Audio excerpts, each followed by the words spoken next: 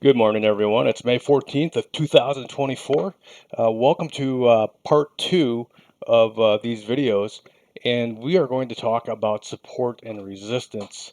And I promise I am going to do my very best here to not go down any rabbit holes because I have a tendency to get on my soapbox a little bit and preach rather than teach at times. And I want to try to get away from that. So we are going to stay laser-like focused here on what we're trying to accomplish, and that is support and resistance. Now, this seems like a loaded question because if you ask 10 traders how you define support and resistance, you may get 10 different answers because it really goes back to making the market yours. And you have to define as a trader how you're going to take this random data that we have on the screen right here. For instance, this is a chart of the TQQQQ, and this is just a daily chart for, I believe, 3 months, 6 months, 6 month daily chart. And for some of you, just getting your Thinkorswim to this point is a daunting task. Uh, and what I mean by that is because if you go in here and let's just go to um, let's customize this. Let's just add a random chart here, okay? And let's just say we add something new. This is usually what the default will look like within Thinkorswim, something like that. And that is completely different than this, right? And so just learning how to customize Thinkorswim, that should be a goal for you, is how to customize this wonderful platform to make it do what you want it to do. Because otherwise, you're just using someone else's uh, data, right? You're just using their charts. And that was one of the hardest things for me to learn as a trader was that I literally could make this whatever I wanted it to be. And no one, as far as learning or teaching, really told me that as far as what Thinkorswim allows you to do. And in my opinion, and that's one of the reasons why Schwab bought Ameritrade in the first place, because it's such a powerful platform. And it's one of the easiest ones to learn because you can customize it and you can write these wonderful scripts.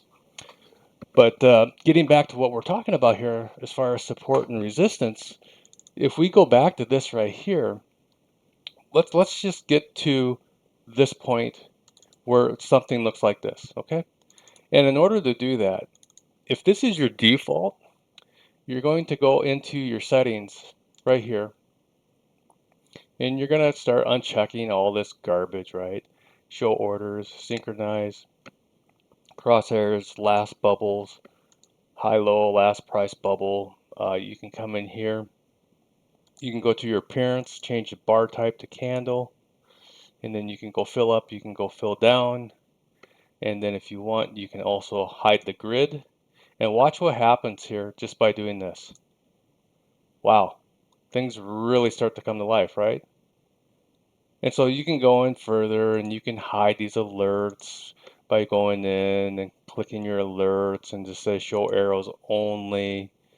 As far as equities, you can come in and you can hide the volume if you'd like. And I'm going to do that. Uh, Something else that you'd want is start aggregation as the market opens. And let's hit apply. And then as far as studies here, if you want, you can come in here and you can just click on studies and say remove all studies. Watch this. Bam. And now we are to a point where we are at this level, this chart, versus what we started with the default. And so what I would suggest is once you get to this point, that you come in here, first of all, you change this from a week to, I would say, a minimum of 6 months for the daily. I like to go a year, something like that. And then once you get it to this point, go to your style here and save this style. And what I normally call this is base. Because here's the deal. You have to have a base for everything. You have to have this solid foundation in order to build upon what you believe to be true or what you believe to help give you the edge in what you're trying to do. And I'm always shocked at the number of people who do not have a solid base or a foundation, but yet they're going to change their life and learn how to trade the market by building on the sand. And you can't do that. You've got to have this solid foundation to the point where you have something to build on. Now, what do I mean by that? So I'm going to save this right here. So eventually what will happen as you become more and more comfortable with the strat and you begin to define support and resistance and understand what full time frame continuity is, you're going to get to the point where you literally are going to have what I call a big picture. Okay? And this is my big picture right here. This is how I define the market. And basically, this is my year, quarter, month, week, and daily. And what will happen is as you get more and more comfortable, this will all start to make sense because the strat is nothing more than a bunch of dominoes hitting each other. And so, what I mean by that is if we go into, oh, let me see here. Let me bring up a dominoes page on YouTube.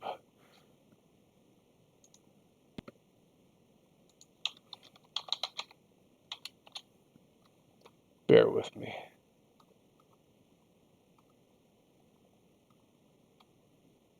I should have probably prepped this a little bit better.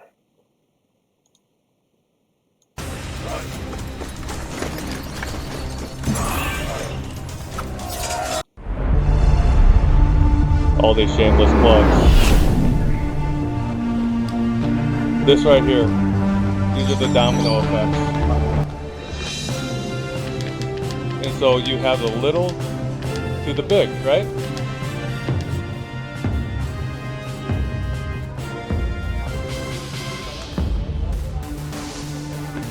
Okay, so that represents the strat as far as the little domino would be your daily, right? And then the second would be the weekly, the monthly, quarter, and for the year. I only use 5 dominoes. I use 5 time frames. That's it. Okay. I do have a sixth one occasionally, but we'll save that for a different time. But for the most part, this is what I do. But let's talk about this base that I keep talking about, okay?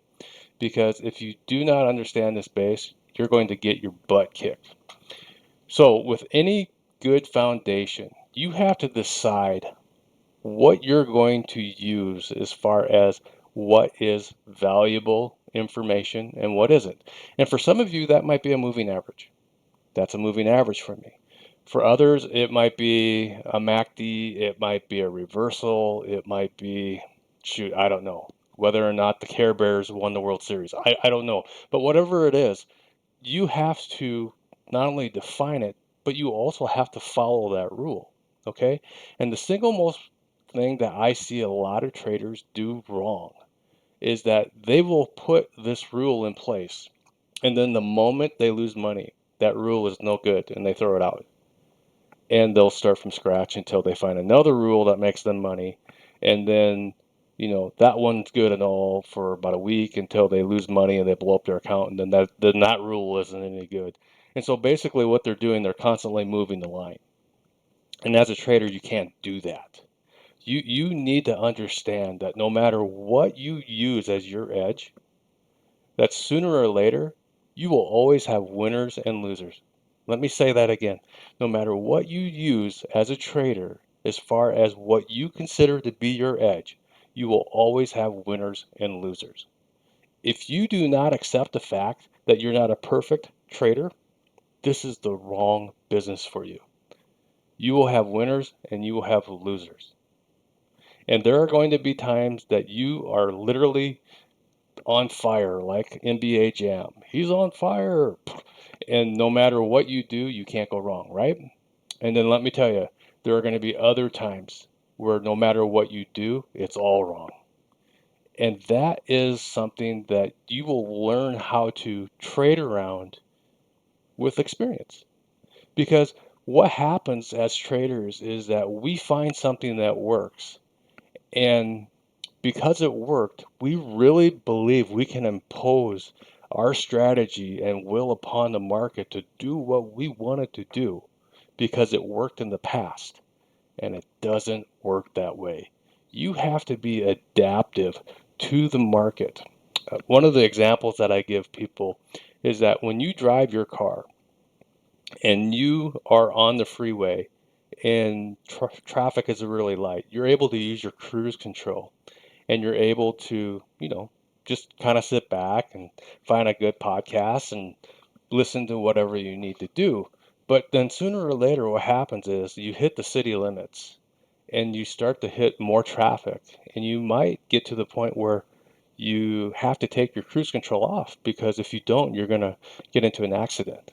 And so, the, what I'm getting at is that the market, when healthy, will trend a certain way, right? But when it gets unhealthy and it starts chopping back and forth, oh boy, get your helmet on, put your mouthpiece in, and you better be able to adapt because the majority of the traders who do not do that, they will give everything back plus more during that time. So what does that look like? It looks like this time period right here, this phase of the market right here. And I'm just randomly drawing this, okay? This is what I call a chop box, where price goes back and forth, back and forth, back and forth to the point where it finally makes a decision. And if you trade options during this time right here and you don't take your money, it's gone like that. Okay? Versus a time where we have this beautiful uptrend, right? We've got this uptrend here. We pull back a little bit here and then we move back up. So this is a run, rest, run. And I wish I had my other application to draw with because it is a heck of a lot better. But let me see if I can do this here. I'm going to pull this back to a year. Okay. And so this is the action for the last year. And what I'll do, I'm going to just kind of take this right here and I'm going to try to show you what this looks like.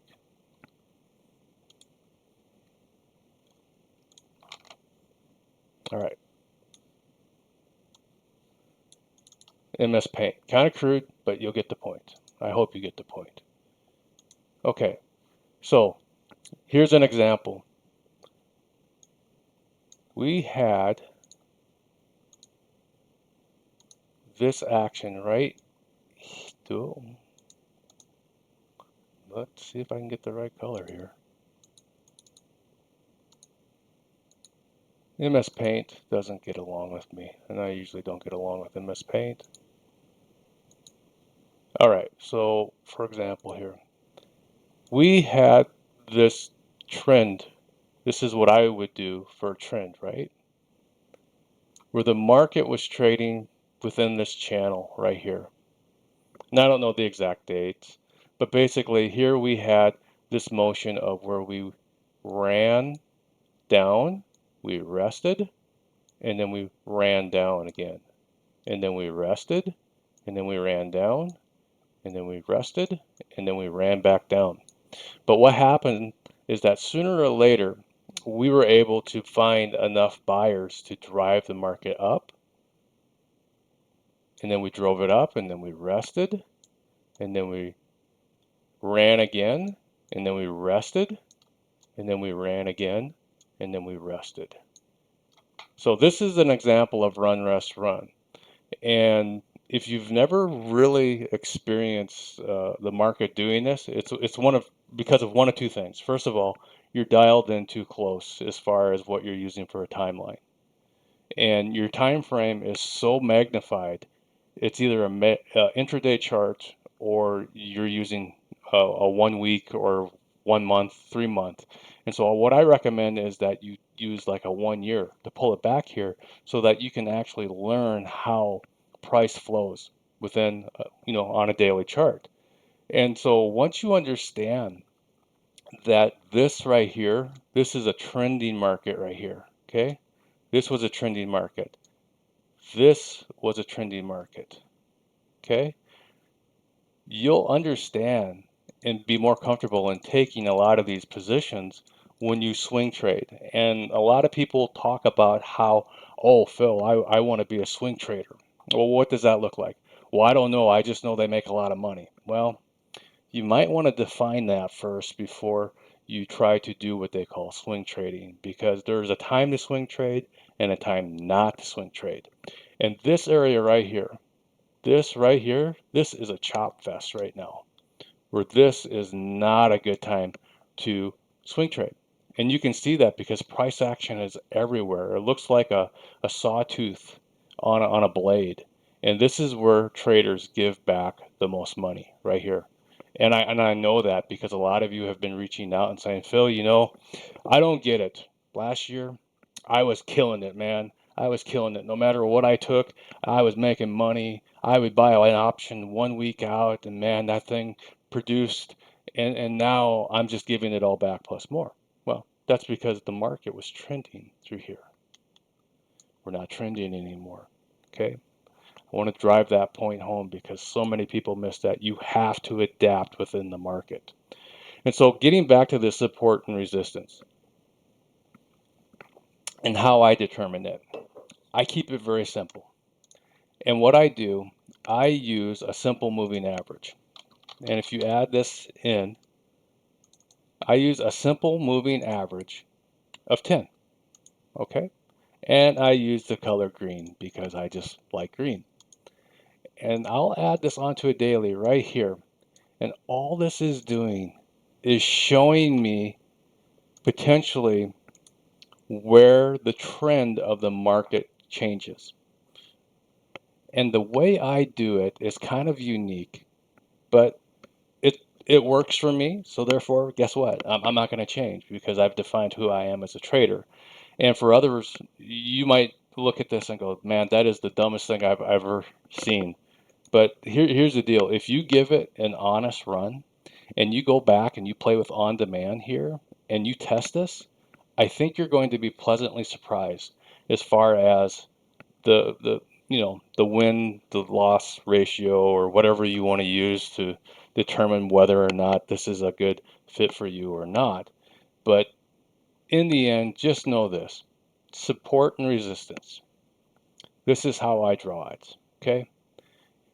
If I take this green line right here, and you see this candle right here? This is the lowest point below the green candle.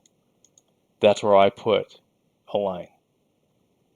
And then I'll draw it back here, and this is the highest point to this point right here where price needed to be knocked out. And so this is where I will make this resistance right here.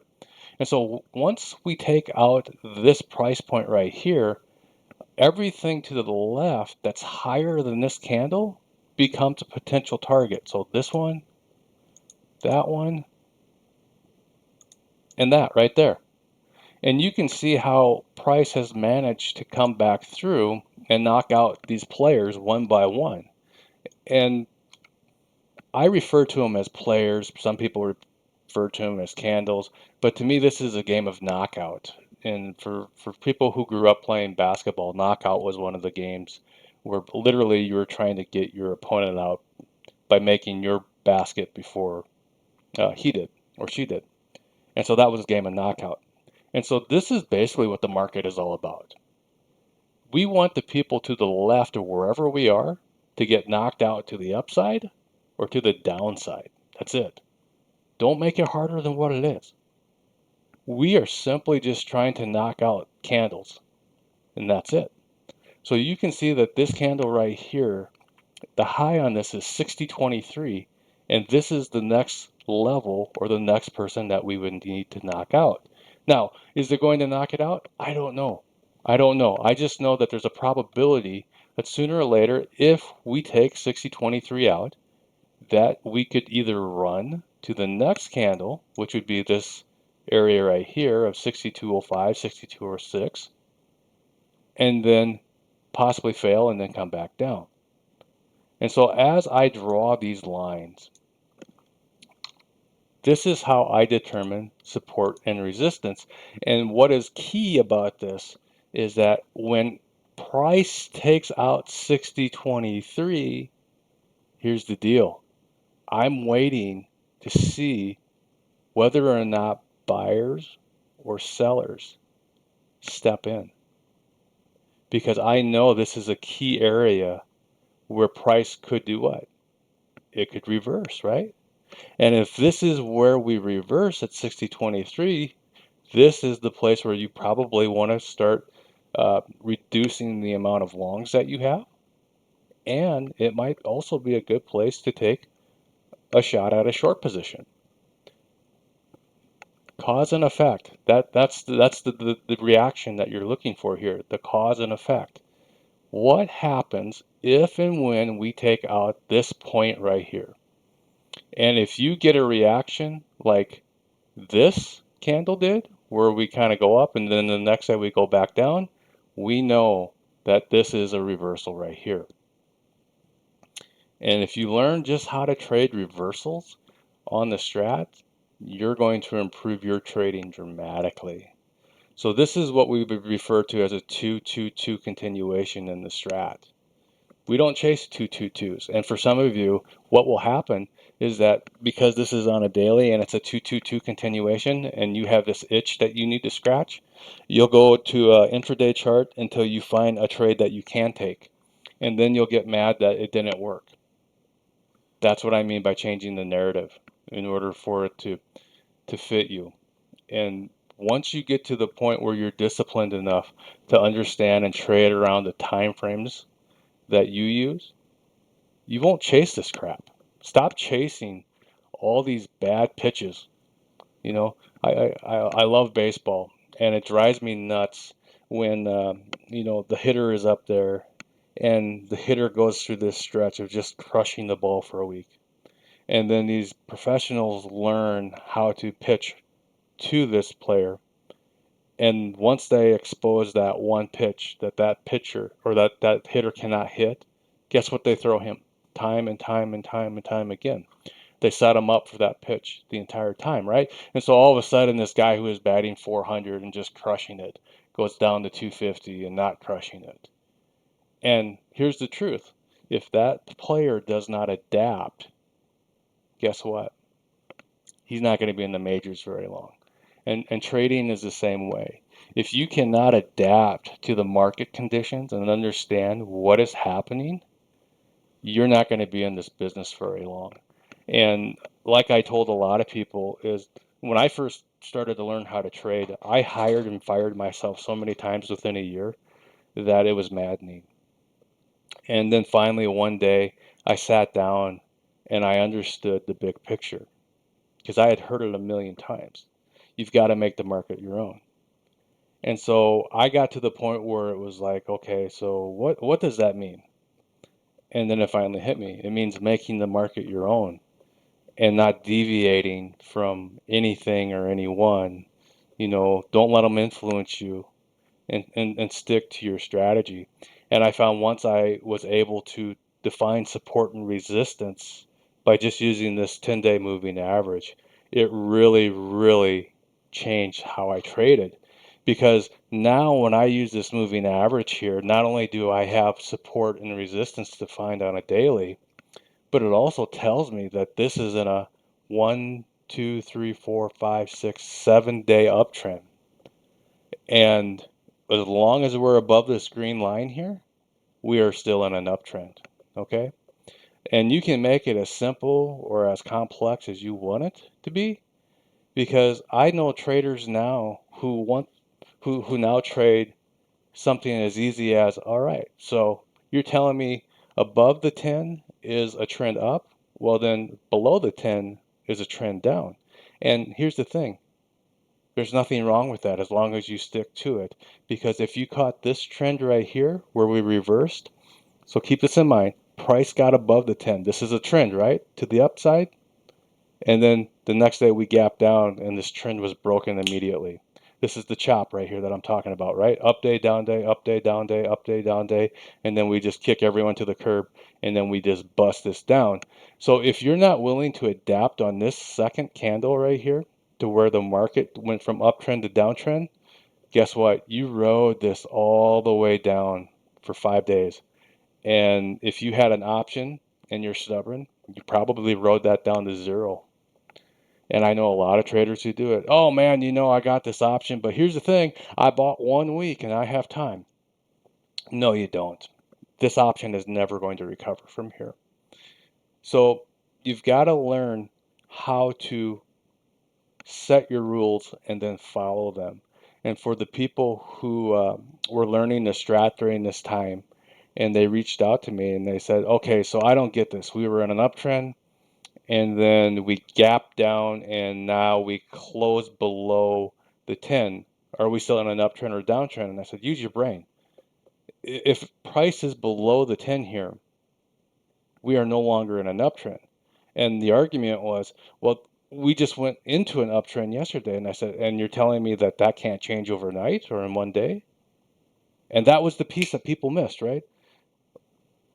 You mean it changed that fast? Well, yeah, that's what the chop does. It changes literally in one day to the point where it kicks your ass to the point where you don't want to trade. And so the people who were fairly new to the strat, I knew that they actually got it because the people who had been following and learning during this time, they're like, well, that was a crappy uptrend. I'm like, yeah, 1 day uptrend, right? Welcome to the chop. And I said, so what are we looking for tomorrow? And they're like, well, we didn't get the follow through day to the upside. So basically tomorrow, if we take out this 58.12, which is the bottom of this candle, I'm looking to go short. And look at this. The next day we tried to go up and then they brought it right back down to 58.12 and look at what we triggered. For 1, 2, 3, 4, 5. For 5 days we had this trend all the way down. And if you rode it all the way down to this gap fill right here, you got paid fat.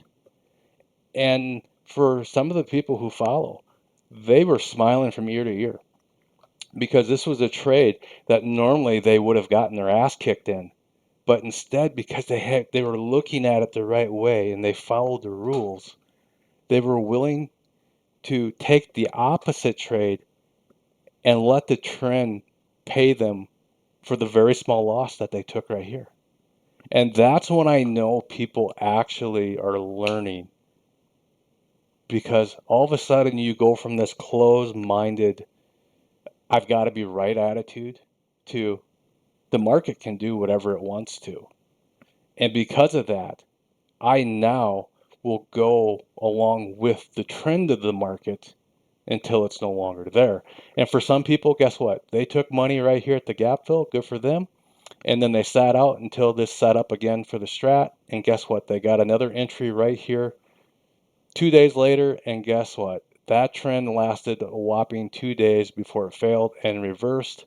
And then finally, right here, you know, we got another trend back up. And that's where we're at right now. So what I would challenge you to do is use on demand and start defining what you believe to be support and resistance. And then watch within on demand, because you can skip, 1 day or 2 days ahead, and just watch how price will knock out or seek the highest or lowest point with support and resistance. And once you understand that, you really, really understand that, then you'll be ready for another time frame and then another time frame. And then we'll have this foundation that we can build upon to the point where you'll learn how to trade around price. But not until then. You've got to get the basics. Stop being the guy who has the mindset of, I hate my job. I'm going to become a professional trader. I have absolutely no money, and I am going to trade options. Let me break that down for you, because I had this exact same call or talk with a guy the other day. I said, so basically what I heard in baseball terms is that you're a 7-year-old little leaguer who wants to go up against major league pitching, because these guys are professionals and they know how to make or break their account. Okay. And they definitely know how to take an amateur out. And so once I said it that way, the guy kind of stepped back and he said, I never once thought of it that way. I'm that 7-year-old who doesn't even know how to hold the bat, let alone wear his helmet, and I'm going up against major league pitching. I said, so you would never do that to your child, so why would you do that to yourself? So let's learn the basics or build a solid foundation so that we can progress and then make good strides towards what you really want. Stop, just stop doing what you're doing. Let's get rid of all these bad habits and let's just talk about the basics. And for the people who are trying to learn the strat, and for the people who are just new to trading, let me give you a clue, okay? And I mean this in a very nice way. You want to seek out the person with the heart of a teacher. If the person is posting their P&L and pictures of them by their jet and their friends and the caviar that they're eating, this is the wrong person. You want to be part of a group where people care about each other and they're helping each other out. Because once you understand the basics, we have so much to talk about. But until you actually learn the basics, you're going to strike out. And I don't want that for anyone. I want you to be able to learn a life skill that will take care of you so that you can pay it forward. That's it. Now, I know this video is kind of long-winded, but that's basically what I'm getting at. You need to learn how to do or define support and resistance. And then once we get to that point, we'll build on that. All right, that's enough. I know this video is getting long. For those of you who are new, please come and join us in the Discord server. I promise I won't bite. I will teach you what I know. And for the people who are skeptical and this isn't for you, that's fine. Move on. But there is a lot of good in this video, and there are a lot of great people within the Discord server who have finally figured this out to the point where, guess what? They're not perfect, and they never will be. But what they do well is that they know how to define support and resistance and adapt to market conditions. And if you could just learn how to do that from all this, I would consider it a huge victory. All right, that's it. Until next time, take care and God bless. Talk to you later.